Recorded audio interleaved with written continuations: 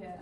So you can see it from here nowadays in Kazan, but here actually you can't because it wasn't built there, but there was one amusement park in Kazan. During that time, you can see it here. It was called Krylai, but it was deconstructed because they wanted to build a mosque there, but they still didn't do it. So we wait, but still, the eye rolled to the other side of the river. Here we also can see. Do you know what this building is? Yeah. Street. Yeah. Weddings. Yeah, for weddings, but it's of course not the only one in Kazan, but the most popular, obviously.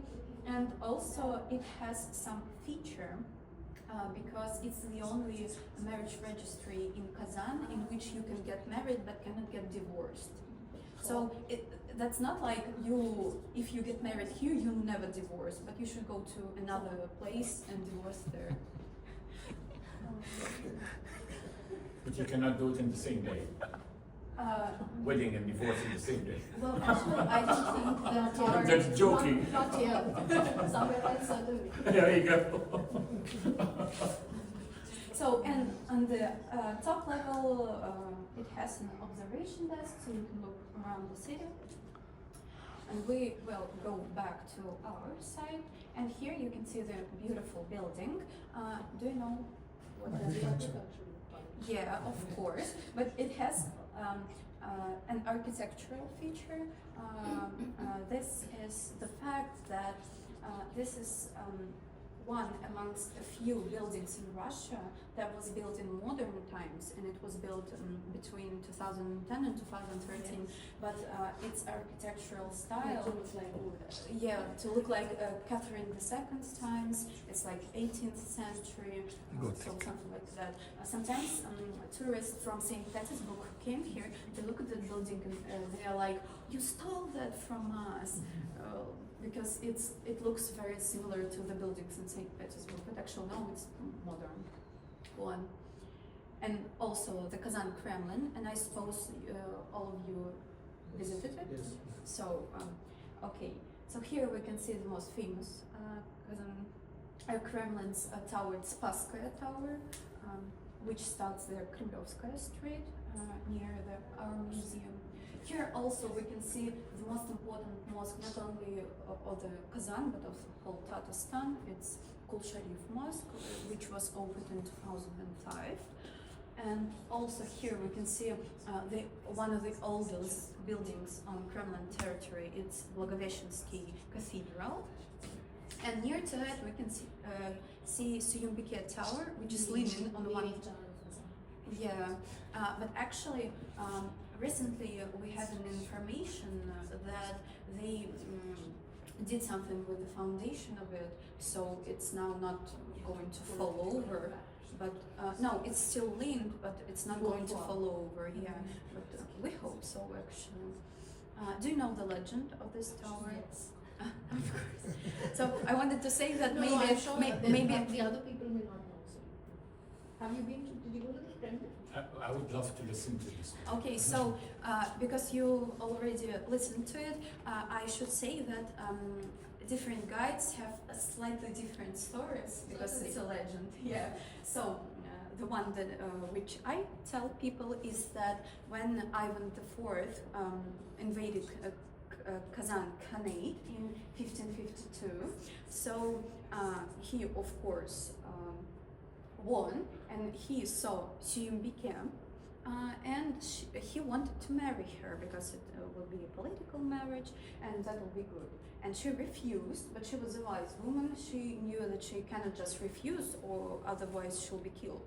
So she said that if you build me a tower in 7 days and name it after me, I will be your wife. So they built a tower in 7 days. Maybe why that's so unstable, I don't know. And they brought her here, and she went up and fell down from it, not to marry Ivan IV, the conqueror. Jumped, yeah. In some legends, they say that she turned into a beautiful white dove and flew away. It depends. Some say that she actually secretly married him. Some said she flew away, so it's a lot of different stories actually. Also here we can see the circus building. It looks like UFO, and we have sometimes a common joke that here near it we have like the pyramid. It's the concert hall, and sometimes we joke that the aliens went to Kazan and they built the pyramid and they forgot to leave. So now we have the UFO and the pyramid. And talking about pyramids, here we can see another one. This is cathedral memorial to the warriors that has fallen during the invasion of Kazan of 1552. It is dedicated to the warriors that from the Ivan IV side, from the Russia. But it was built after that, so it's not like they came, they invaded, they conquered, and they built a memorial for themselves. No. In 2013, it was given to the RPC. It's like our organization of cathedrals, of religion in Russia, and now it's a proper cathedral, but on reconstruction, so you can't go there for now. And of course, because we are in the hall dedicated to Start-Tatarskaya Sloboda, we should talk about it, I should show you that. So here we can see the Kazan Lake. There is actually 3 of them, and they are connected. We have upper, middle, and lower Kazan Lake. Actually,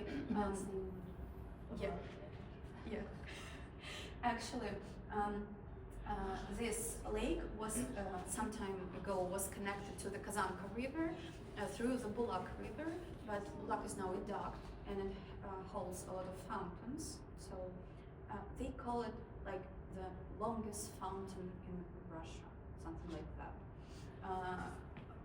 But here we can see the old building of the Galeskar Kamal theaters. And on the right bank of the lower Kazan Lake, you can see the territory that was actually a Start-Tatarskaya Sloboda, and now it looks like just modern city district. But that's why I invite you to look at the layout of Start-Tatarskaya Sloboda in 19th and 20th century and look what it was like then. Let's go. Thank you. Thank you, спасибо.